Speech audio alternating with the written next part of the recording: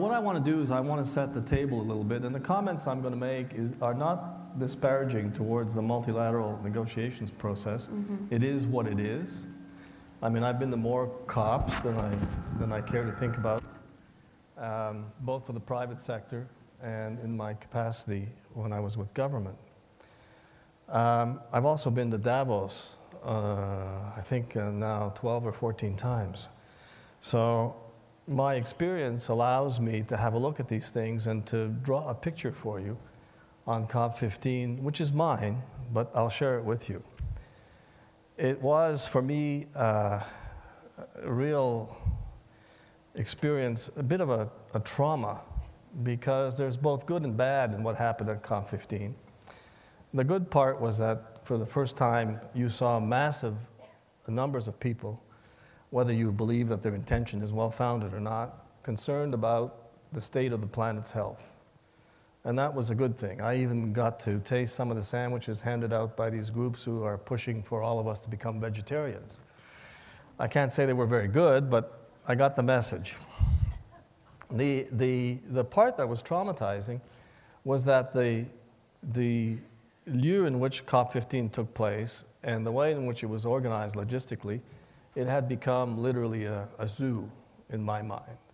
A very difficult process through which you can get meaningful negotiations. There were also some shifts in the politics around COP15. But the outcome, if you're in business and you're looking at it, or if you're thoughtful and you've followed the COPs over the years, is a 6-page document, largely based on principles, but devoid of specifics.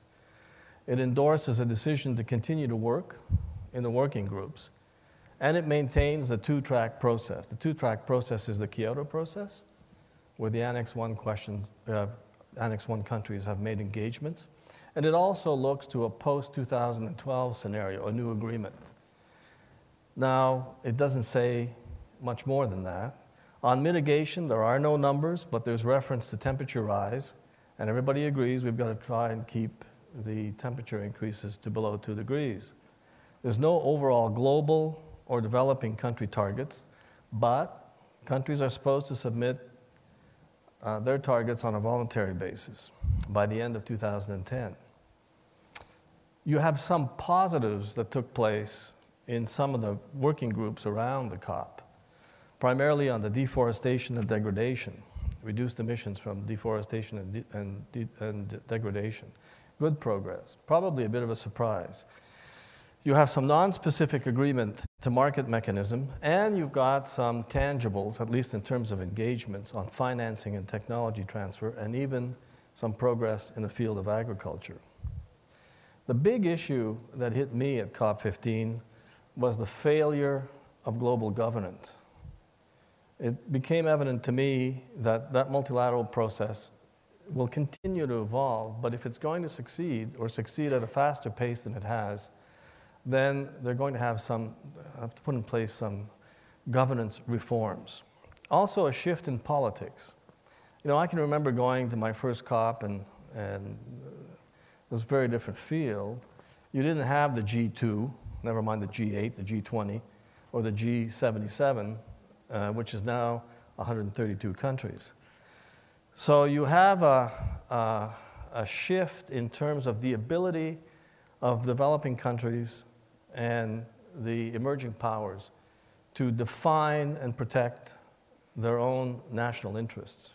And I'll put it in those terms because you cannot expect these countries to willy-nilly go along with agreements that will, in effect, damage their ability to meet their constituents' expectations on improvements to their standards of living. This is a difficult thing to deal with because it's easy to fall into the trap of conspiracies and not to be able to accept the position, for example, of China, of Brazil, or some of the other countries as they come forward to deal with some of these very real issues. The other thing that happened at COP15 was what they referred to as ClimateGate. This was the the difficulty that science ran into because of the hacking into or the emails that were leaked from some of the scientific people who had been conducting climate research. And I've looked at this seriously, and I've come to the conclusion that it's a red herring. It's a red herring because we can easily fall into the theological communications campaigns of people who are for or against climate change and who caused it and who's responsible for it. But in point of fact, the global climate is warming, and that's the reality. And the real issue is, so if it's warming, what can we do about it, and how do we move forward in transforming our economies so that we have greener economies, not just low-carbon economies, but greener economies. So what would business think of this? Well, brinksmanship, certainly. Power politics, absolutely. A series of commitments for parties willing to support but not legally binding and not universally welcomed. Not a very appetizing picture.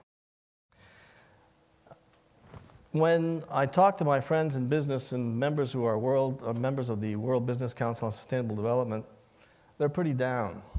And they're not down because they believe that business isn't a solution provider or that business isn't going to find a competitive opportunity, a commercial economic opportunity in devising new products and services and bringing forward meaningful change in the way that they develop technologies, the way they propagate technologies, and the way they continue to create wealth for themselves and for their shareholders and for the societies they work in.